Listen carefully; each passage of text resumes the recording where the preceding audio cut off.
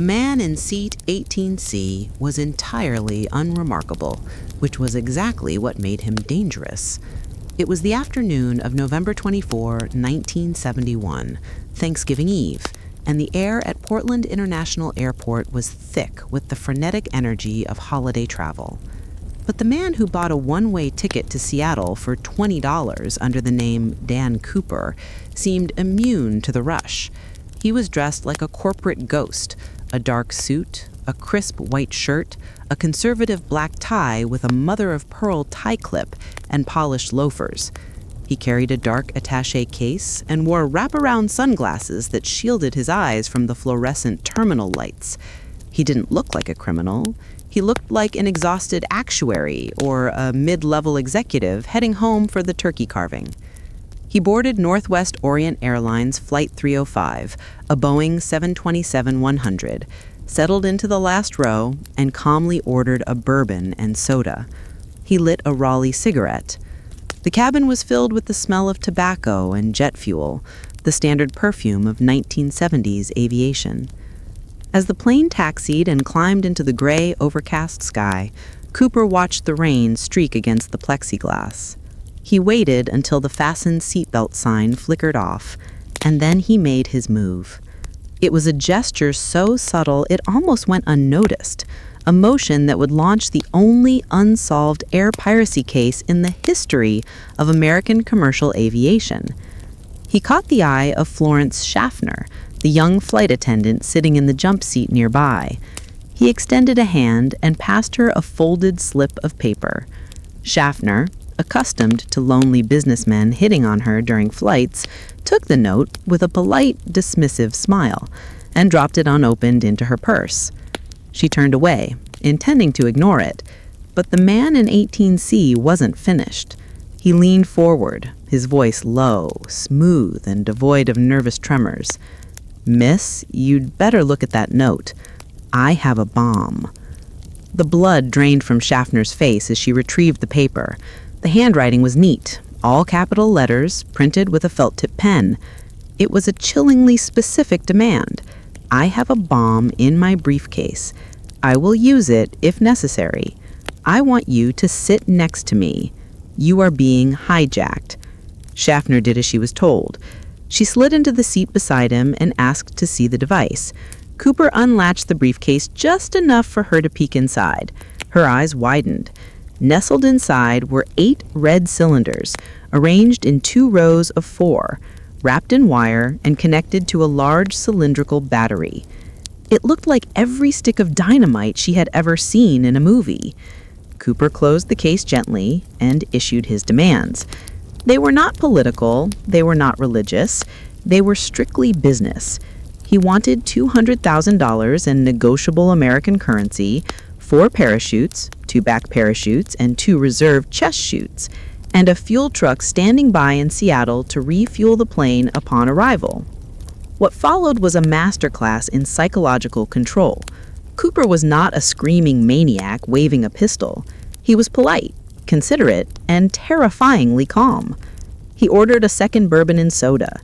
He offered to pay for his drinks.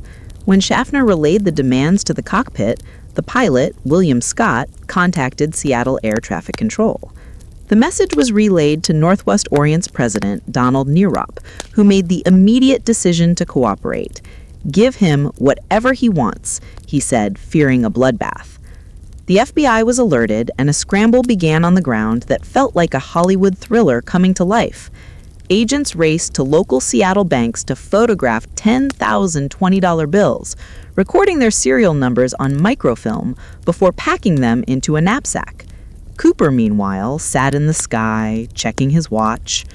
When the pilots informed him that they would circle Seattle to burn off fuel while the demands were met, Cooper didn't panic. He chatted with Schaffner. He knew the local terrain, pointing out Tacoma down below. He knew the plane's specs.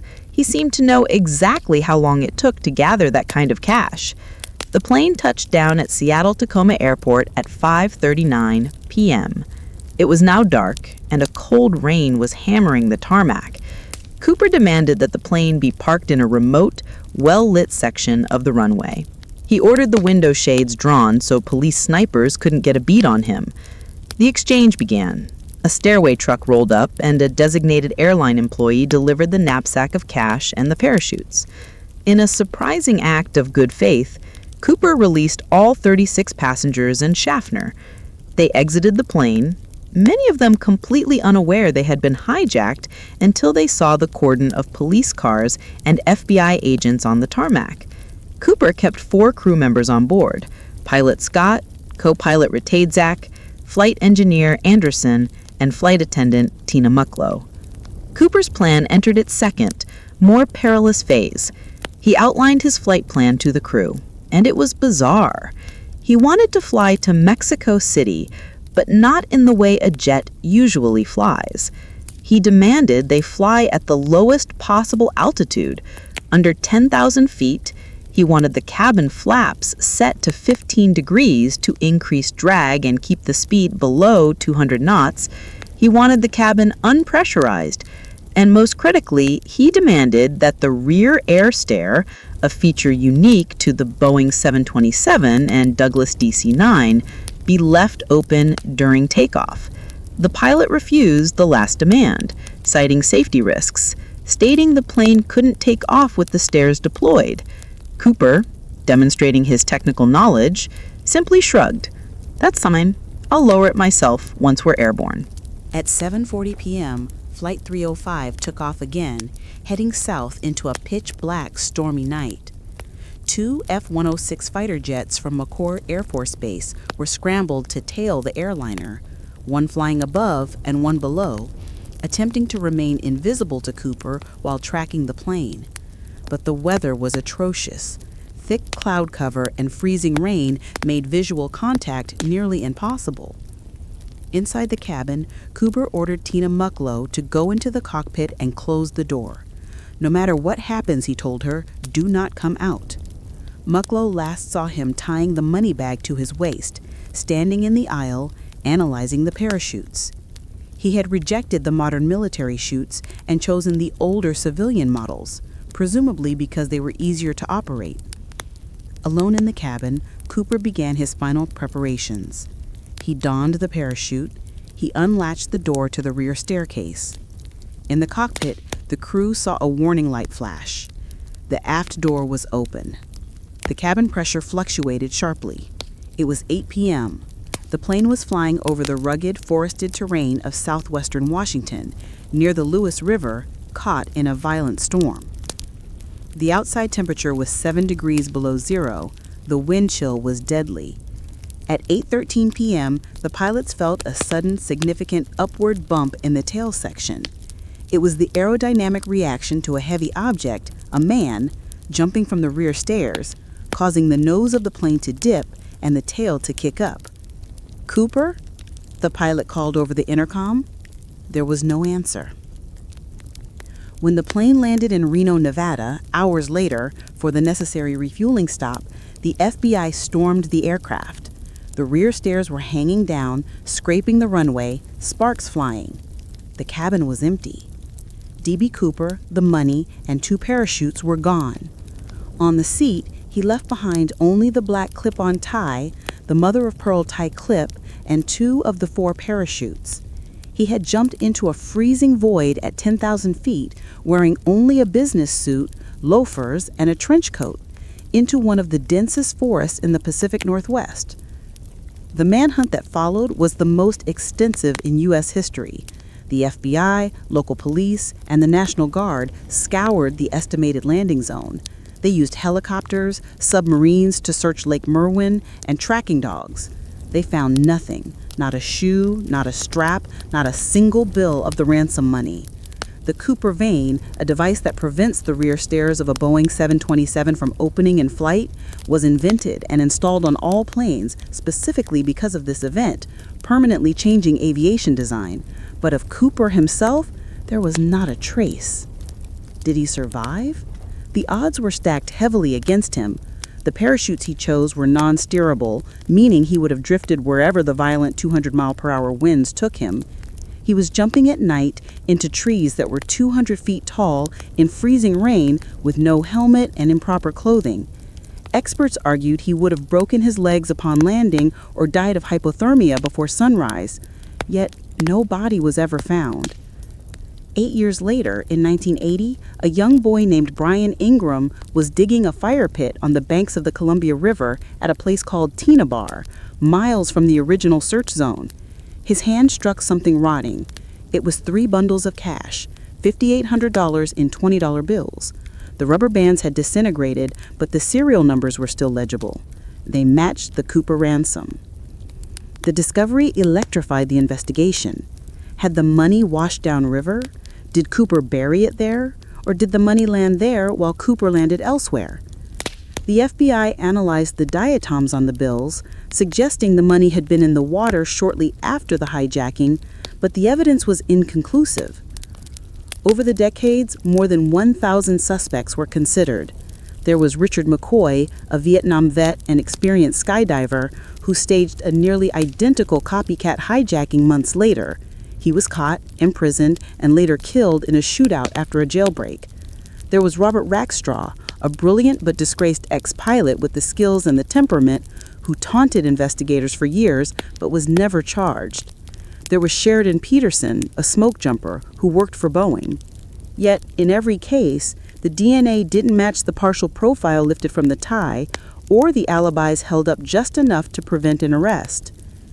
In 2016, the FBI officially suspended the active investigation, citing the need to focus resources on more pressing priorities.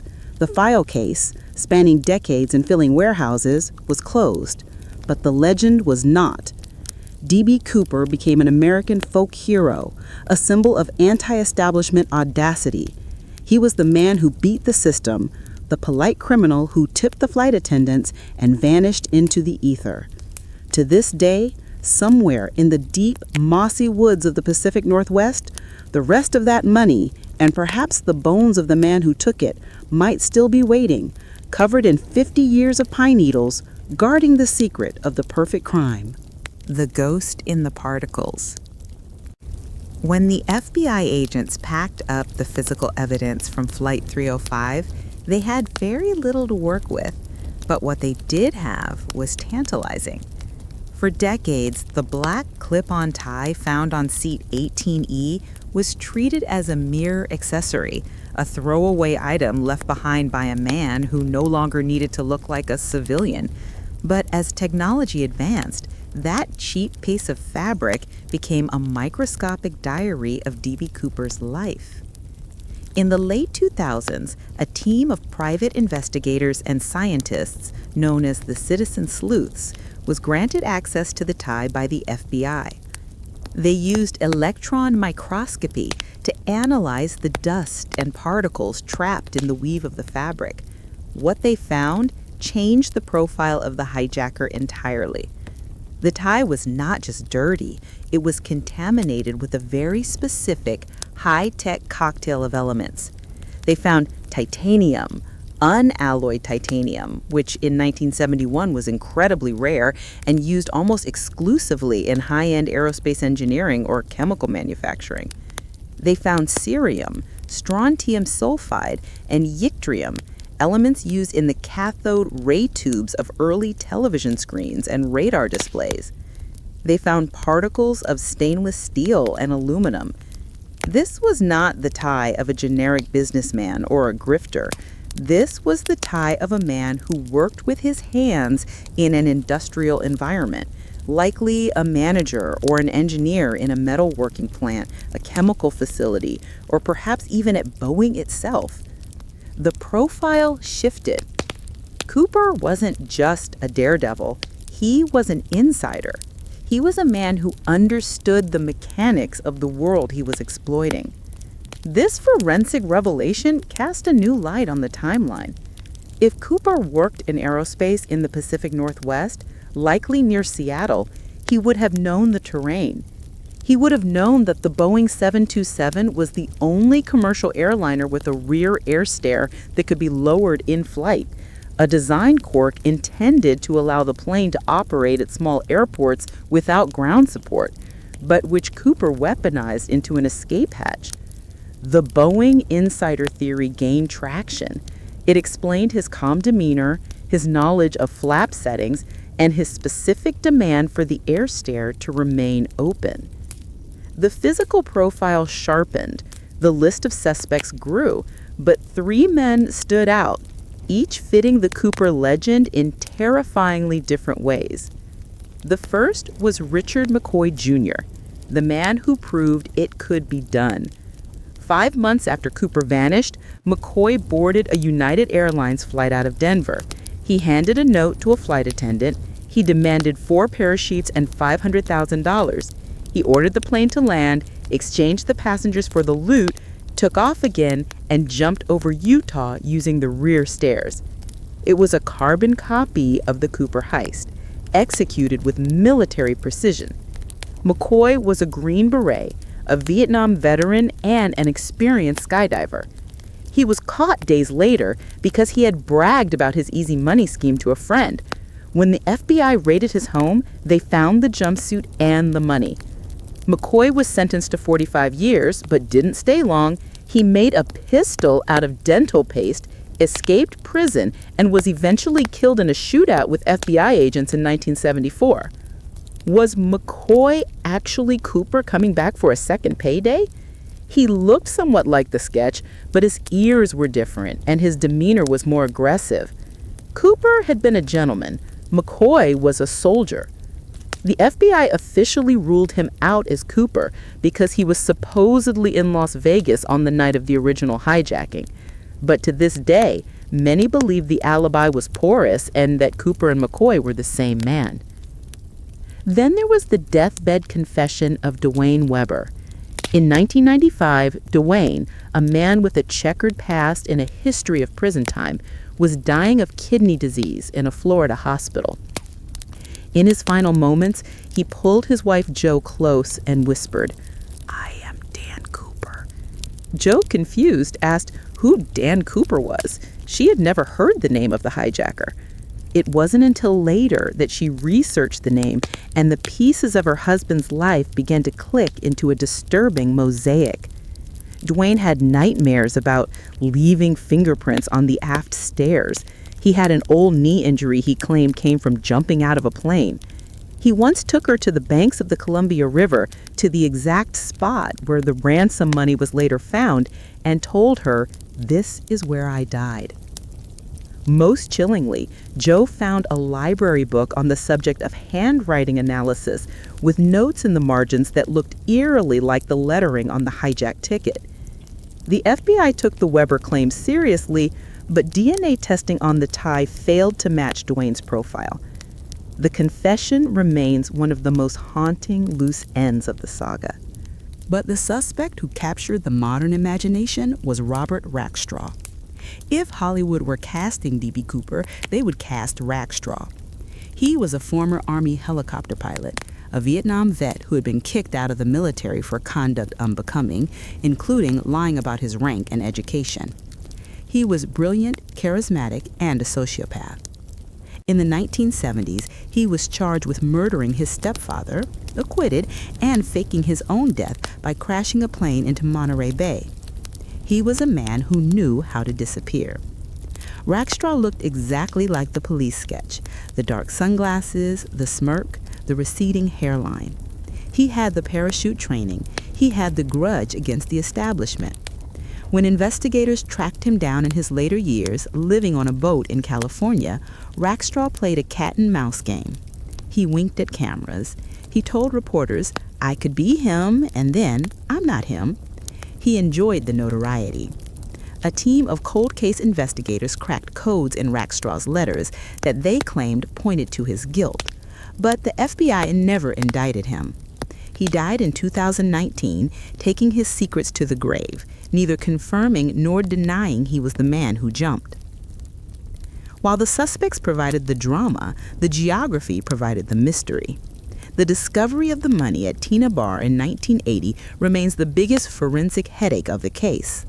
Brian Ingram found $5,800 in 3 bundles. 2 bundles were complete. One was missing 10 bills. The rubber bands were intact but crumbled when touched. Geologists and hydrologists fought over how the money got there. Did it float down the wash from a tributary? If so, why were the bills not more damaged? The Washuga washdown theory suggested the money had been buried elsewhere and washed into the river by natural erosion. But others argued the money was placed there by hand, perhaps by Cooper himself or an accomplice, years after the jump, to throw the FBI off the scent. The diatom, algae, analysis on the bills suggested the money had been wet during the winter of 1971, but didn't prove when it arrived on the beach. The location of the money was miles away from the computed drop zone where Cooper should have landed based on the flight path and wind speed. This discrepancy suggests that either the FBI's flight path calculation was wrong or Cooper walked out of the woods and planted the cash later. The story of D.B. Cooper persists not because of the crime, but because of the perfect nature of the escape. In an age of surveillance, digital tracking, and DNA databases, the idea that a man in a suit could board a plane, drink a bourbon, politely ask for $200,000, and then vanish into thin air is intoxicating. It represents a final frontier of anonymity. Every year, around Thanksgiving, people still trek into the deep woods of Area, Washington. They look for a scrap of white parachute silk. They look for the rusted frame of a briefcase.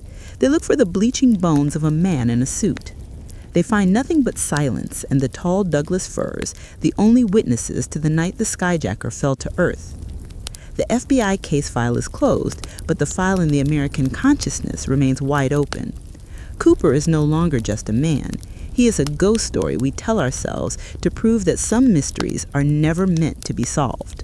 If D.B. Cooper died that night, his body is hidden in one of the most rugged caskets on earth. But if he lived, he pulled off the greatest magic trick of the 20th century. To understand how, one must look at the perfect storm of variables that night, and the one variable the FBI might have missed: help. The ground support theory posits that Cooper didn't jump into a void. He jumped into a net. He was precise about everything else: the money, the specific parachutes, the flap settings. Why would he leave the landing to chance? A skilled commando would know that jumping blind into a forest at night is suicide. But jumping into a prearranged drop zone? That's an operation. Imagine this scenario. Cooper isn't acting alone. As Flight 305 drones overhead, throttled back to match the slow speed Cooper demanded, a vehicle is parked on a logging road deep in the Gifford-Pinchot National Forest.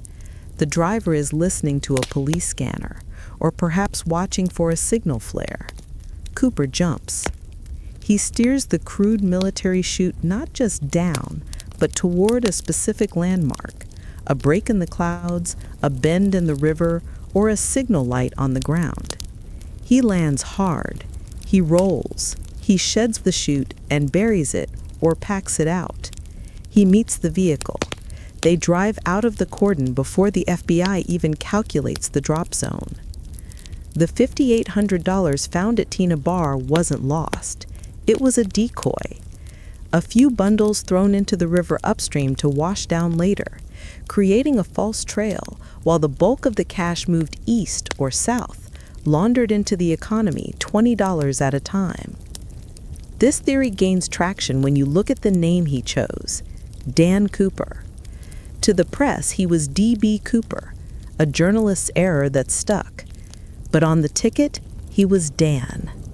In Europe, specifically in Belgium, there was a popular comic book series in the 1970s featuring a fictional Royal Canadian Air Force pilot named Dan Cooper.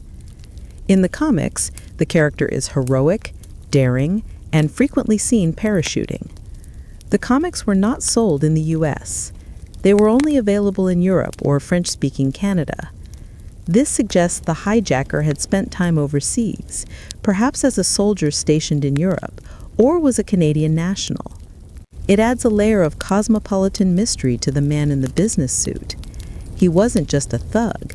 He was reading French graphic novels. But there is a darker theory, one that whispers of government involvement. The Black Ops theory suggests that Cooper's calm wasn't just personality. It was training, high-level training. The way he handled the flight crew, firm but polite, controlling the environment without raising his voice, mirrored the behavior of intelligence officers or special forces operators trained in psychological operations, PISOs. Consider the specific demands. He asked for negotiable American currency.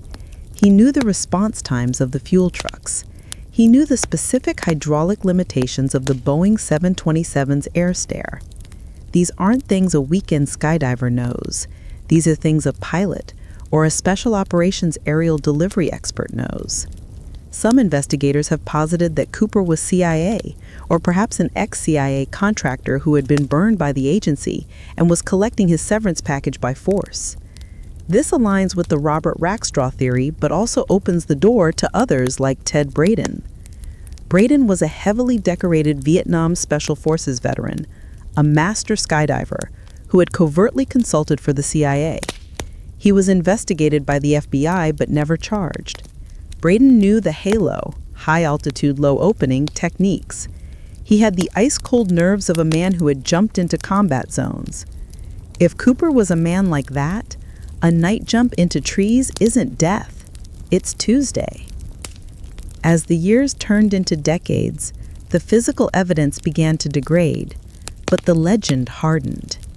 The FBI released the serial numbers of the bills to the public immediately after the hijacking. They expected the money to pop up in casinos, drug deals, or grocery stores. They waited for a hit. They never got one. Not a single bill, other than the ones rotting in the riverbank, ever surfaced in circulation. This is the strongest argument for the Cooper died camp. Even the most disciplined criminals spend some money eventually. Unless the money wasn't the point, unless the hijacking was a statement or a test or a way to disappear and start over with a clean slate, leaving the cash behind as the price of admission to a new life. In 2016, the History Channel and a team of investigators unearthed a piece of strap from the dig site where they believed Cooper landed. It was old, rotted, and of the correct vintage for a parachute harness. But like everything in the Cooper case, it was inconclusive. It could have been Cooper's. It could have been trash. The forest keeps its secrets well.